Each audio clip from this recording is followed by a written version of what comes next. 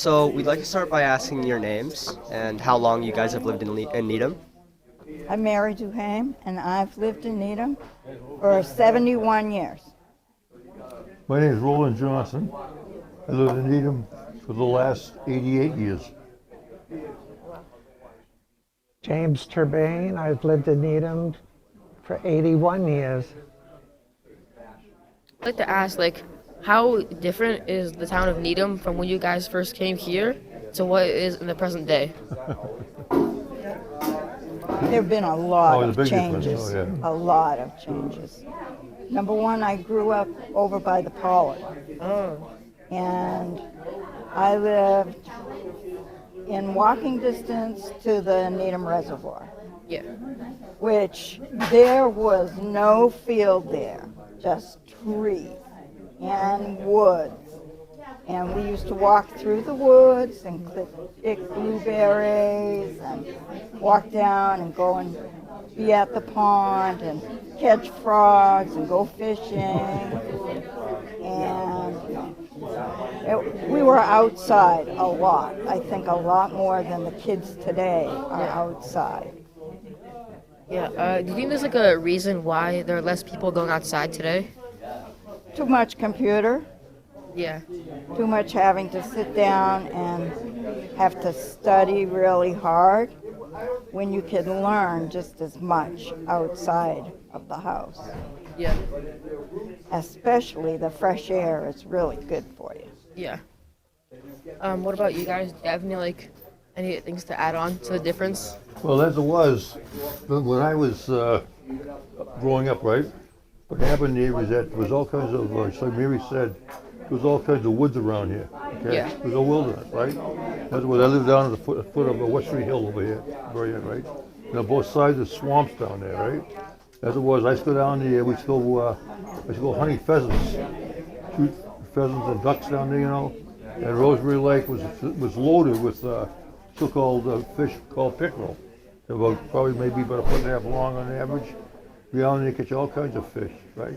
Yeah. And there was all kinds of industry around here also. There's a place down there called Tilson's Rubber Company, right alongside of where the lake is now, but now it's all houses. Yeah. That, So it's a big change, But as it was great. We could just go and we used to play baseball up in all kinds of fields. In fact, this right here was a field right here. Yeah. Right here where we are right now. And it was there. And for you, have you noticed any different changes? All my memories of Needham are being dumpsterized. Oh. That's my problem. Where this used to be, it's gone. Where that used to be, it's gone. Yeah. True. These builders today don't really have feelings for the older things in this town. They're here to make money. Yep. Yeah. That's it. Money, think, money, money. Do you think there's a line where sometimes it's being crossed, or there's a historical landmark almost, and trying to make some more profit? Do you think the builders are crossing the line, we should preserve more of our town's history? Well, it's really being dumpsterized. Torn down. Torn is down. more the word. Well, Tear downs. There's Tear a lot down. of tear So downs. I'm guessing that you would say they definitely have crossed the line past. Too many tear downs. Oh, yeah. Yes, because now they've taken away a lot of the ranch houses that used to be down in the Needham Heights area and have made them into McMansions, big houses. And a lot of the elderly are moving out. Can't afford it anymore. It's too expensive to live here, especially the tax rate goes up. Way up, because if you have a new house built next to you, then your taxes go up too. Doesn't matter if you didn't do anything, your house taxes are going up. and when they build these big houses after tearing these small structures down, they take practically every tree off the property too, Yes, which that's is, another thing. Well, we've already lost a lot of the woods areas that they've now made into sports fields. And sports are great because it does get kids out playing, but it's still that there's a lot of space that isn't being used. It's empty a lot of the time. Yeah, so like, do you think there should be like more of a balance between like cutting down trees and like sports fields to have like a still like to have like the trees like help our environment? Yes. All right. Well, look at the example of the town dump. Yeah. We used to go, when we were kids, we would go to the dump and just throw it over in a pile. Now, they've had to cover all that over because of toxic waste. And now we use a dumpster when we get there to the dump. The recycle stuff. Right. Yeah. I do like the swap. The swap is a really good idea. If they expanded the swap, because there are people who could use some of the items that some people have outgrown or don't have the need for it anymore. Yeah. Yeah. Could you tell us about a time in your life where you faced a major decision or a turning point?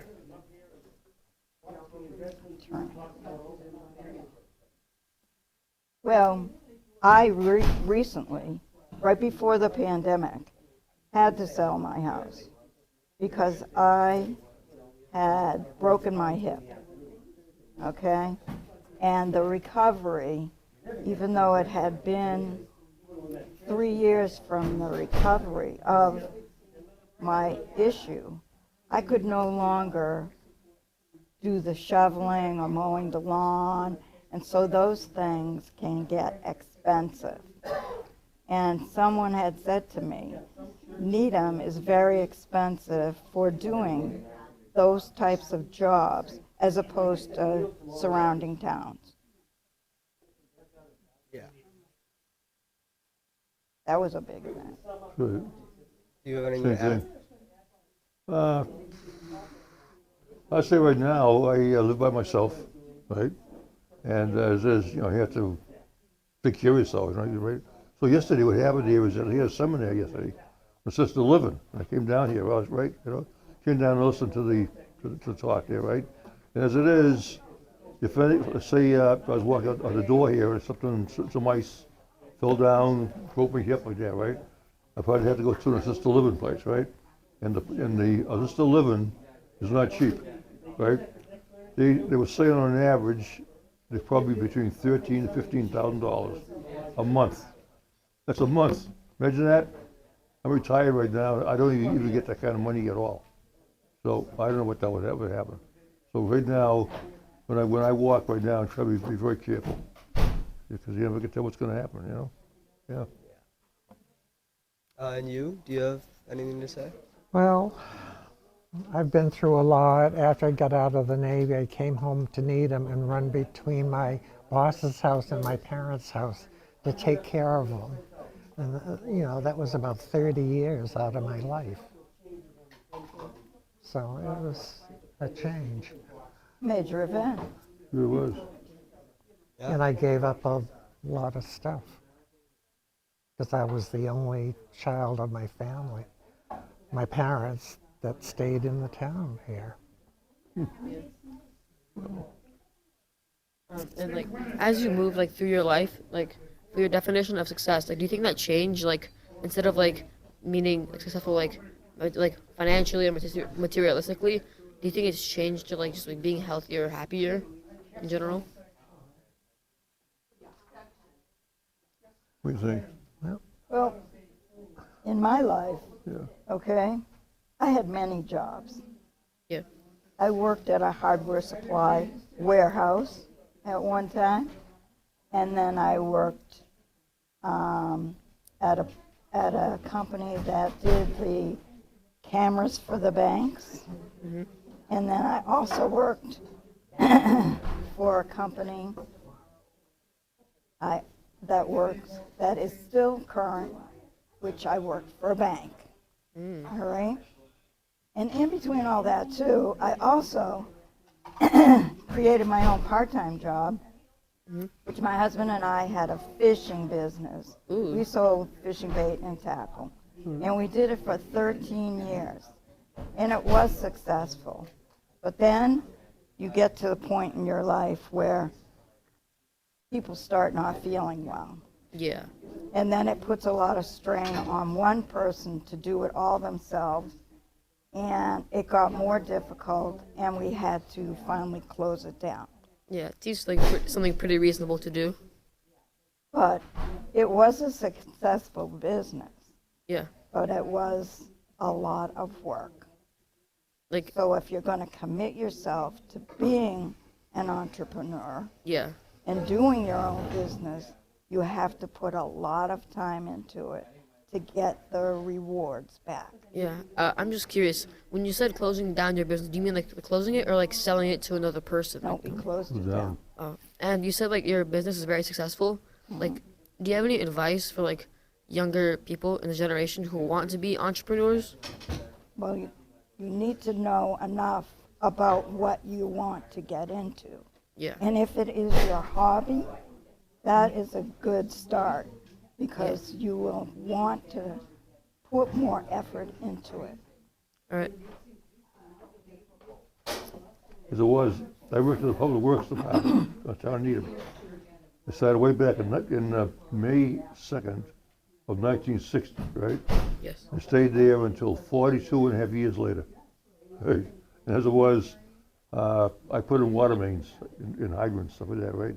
I got on the street there, I see all these hydrants there, you know, I said, hey, I put that in, right? You know? Yeah. So, hell, but anyway, and then besides that, we had to really work. We had big snowstorms. We had to go out there and plow snow and remove it all out there, you know? And then as it is there, when we were moving snow in the middle of the night there, it was cold, I'll tell you. We're down to about 0. And you know what, nowadays, I'm 88 years old, and I go outside there now, and just the cold weather really, really affects you nowadays, you know? But as it was, I was very happy to be in the town of Needham. I loved it, it was great, Well, yeah. and for you, like, do you think your definition of success changed? Well, I worked for a couple who started their antique business in the 20s, and then I saw their article in a booklet, and I knocked on their door. And so that was in the late 60s. And then Hey, Ken. I went to work for them. The girls upstairs with Mrs. Stewart and the boys in the workshop with Mr. Stewart. So I did furniture restoration and stuff like that. Oh, nice. I just And, wanna, well, I was doing school at the time, and then I was all set to be drafted for Vietnam, so I ended up on a ship in the Mediterranean, yeah. and then came home to that, plus the mess in the family.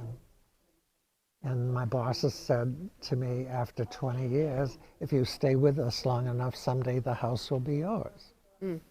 They never had children themselves, Yeah. so they were true to their. Oh, nice. Stuck it out, yeah. Well, good. So I'm still there today, but recently I had a stroke where I can't drive anymore. Oh, I'm sorry about that. So, Yeah. and being 81, it's worse. Hey, Yeah, you yeah. still keep getting up and coming. Yeah, you are. Yeah, well, I do more here now than That's right. anything. It's good to keep you going, yeah. Yeah. It's good. I just wanted to ask, how was your experience with restoring furniture? Well, I started there. Like, can you talk me through the process, like how it works, or, like what you do there? Well, I knew I was taught how to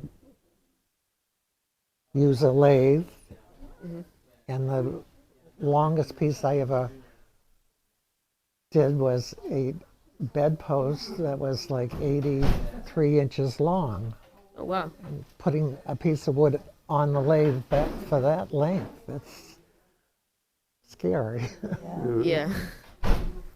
And then making pieces to match things that were missing on furniture, or taking care of chipped veneered pieces, carving, a little of everything. Would you say those skills helped you outside of the furniture restoration business?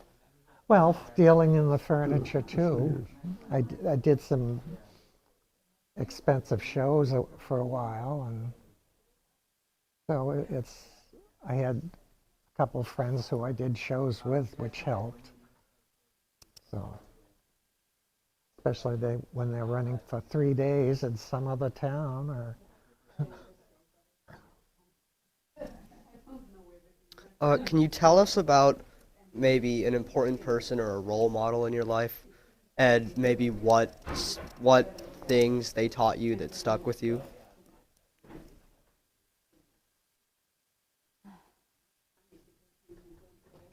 That's a tough one.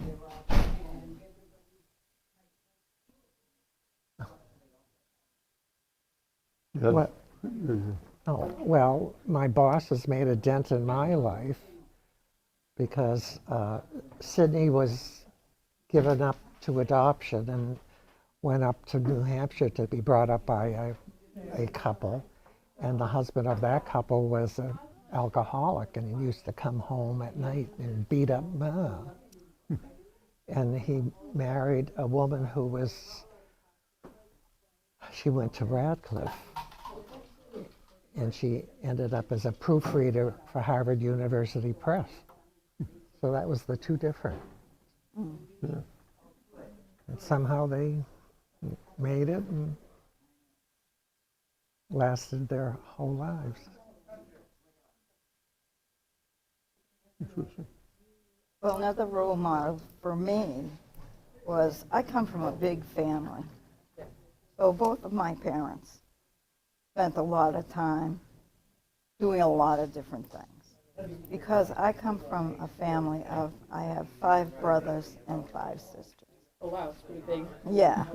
And so watching how they handled things made life easier for me, because then I knew how to handle them without constantly calling them up, because we experienced it every day.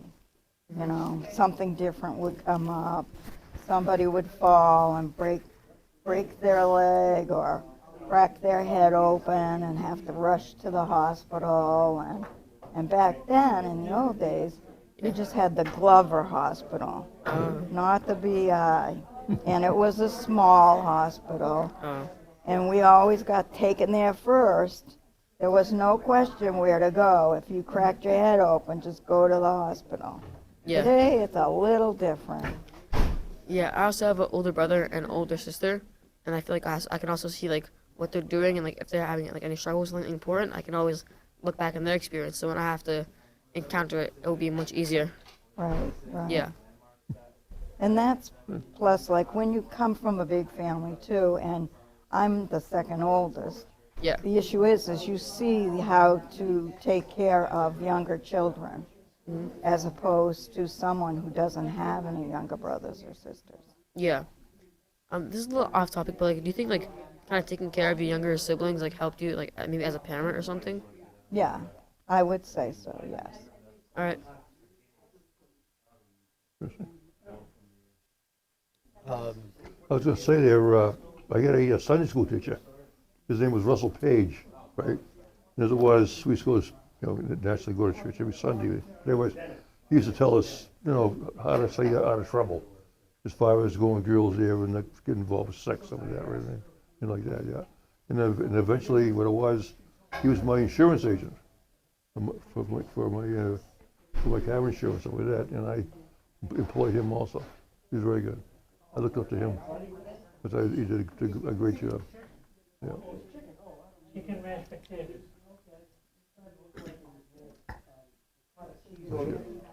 All right.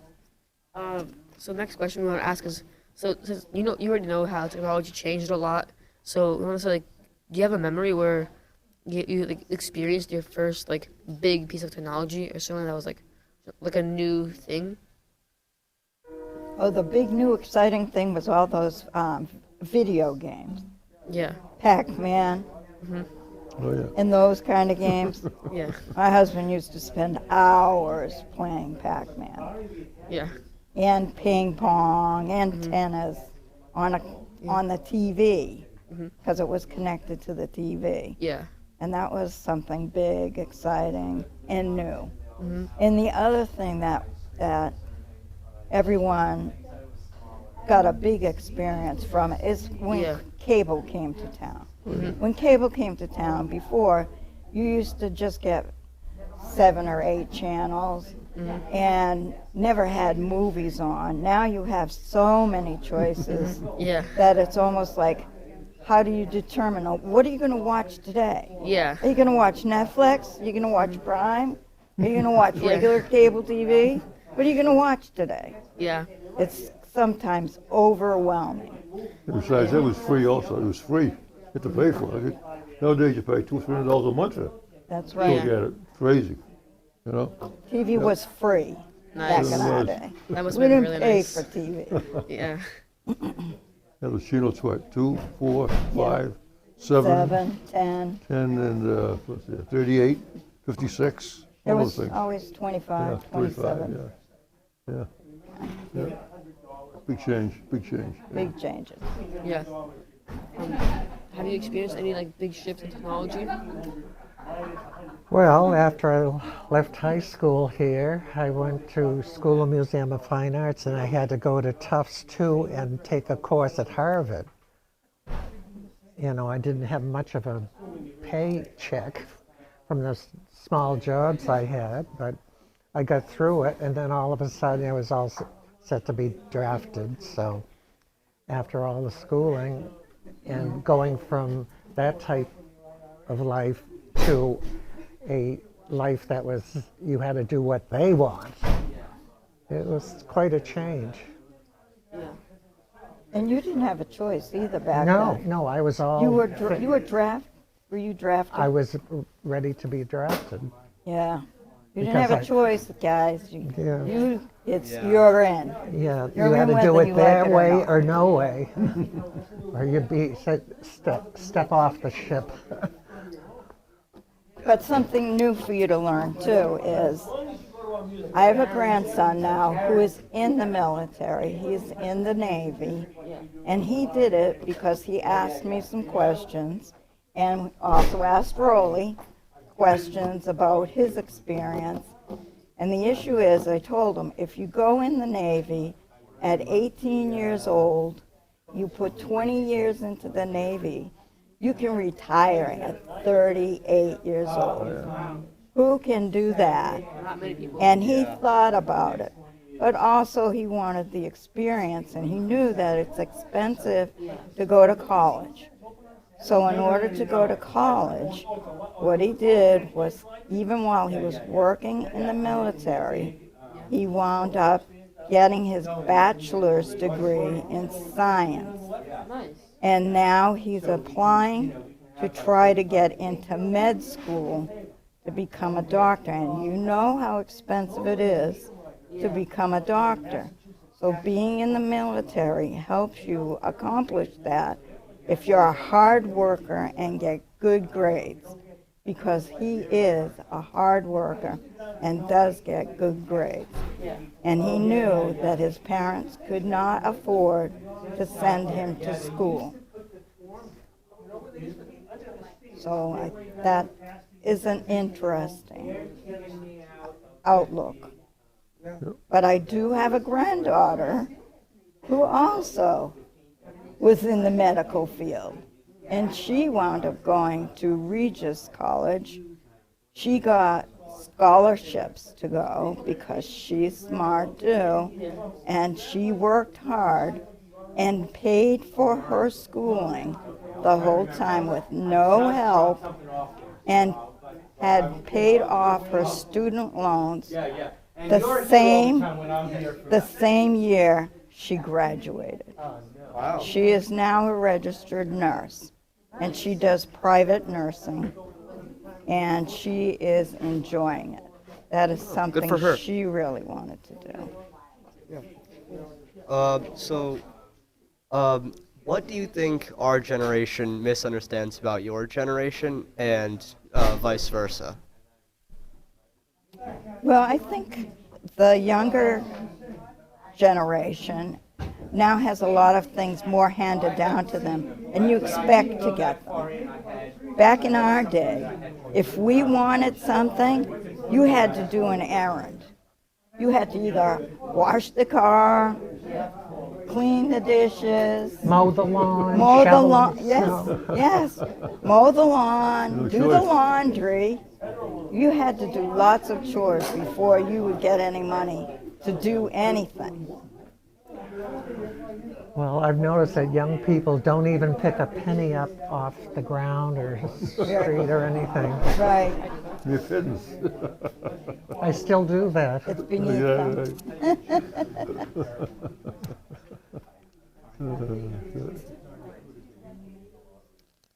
right. Do you have anything else to add?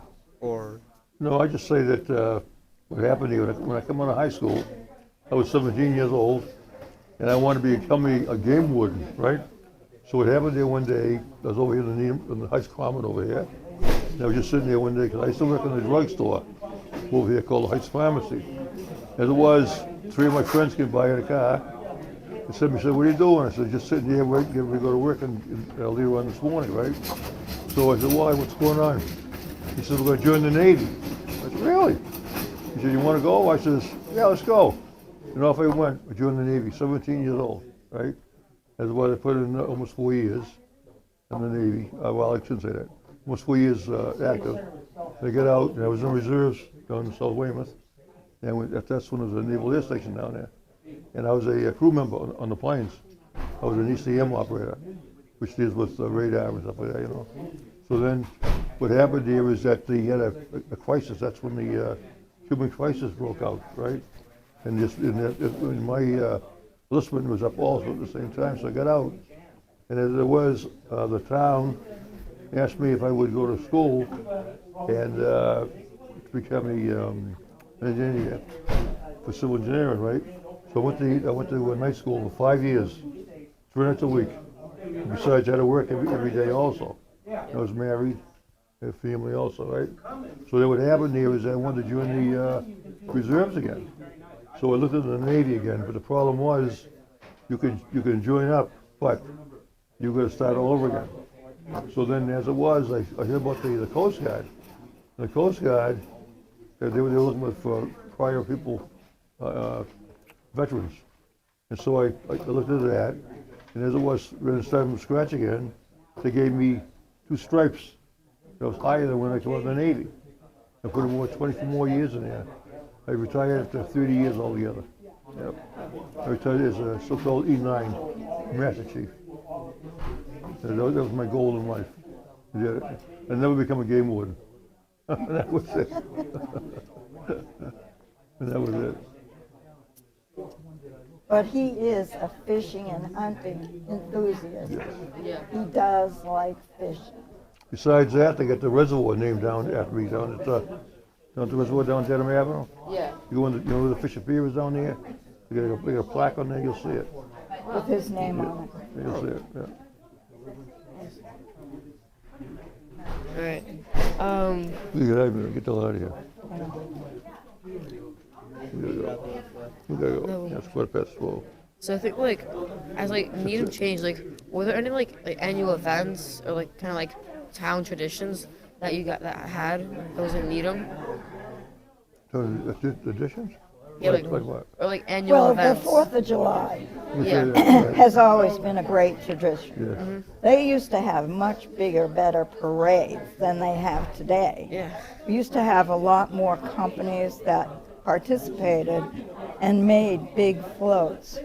And also like different kids groups would be able to march in it. And then they had them decorate their bicycles, Oh, and cool. they used to be in the parade as well. But Antique today they cars, don't. too. Yep, they don't let them go through the whole parade. I think it's too long a walk, they say. I go, but the kids back in our day, Yeah. if they wanted to be in the parade, They you had walked. to do the whole thing. Yeah. You know, it wasn't an easy thing. So that's a tradition that Yeah. is still going on today, which is nice. And Yeah. also the Christmas blue tree lighting. Yeah. is also something that continues on today, which is my sister's father-in-law started that. Oh wow. Clark Clark Wortham. Wortham, He yeah. was the selectman for the town of Needham. Yeah. And he's the one who started that tradition. And so his grandchildren still come to watch them light the treehouse every year. Nice. All right. And I just want to ask one more question from the interview. Like, do you have any like biggest like any regrets that you've had, or like any like the biggest, the best piece of advice you could give to the younger generation?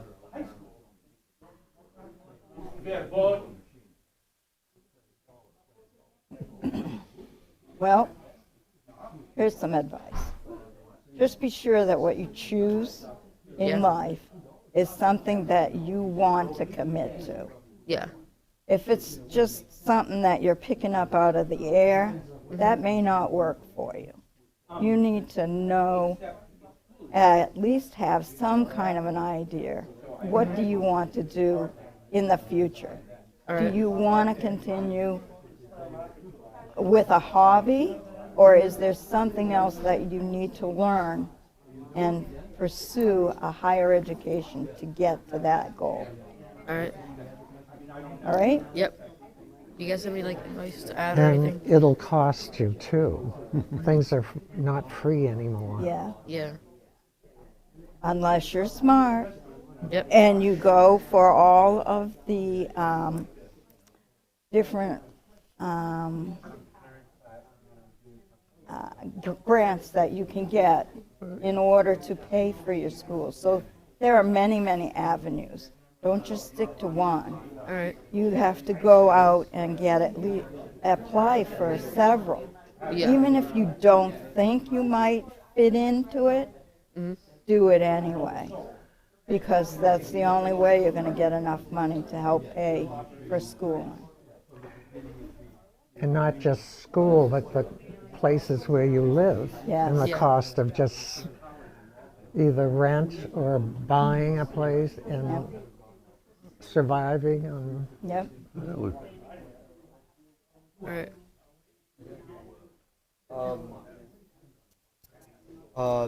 So yeah, I think we can end there.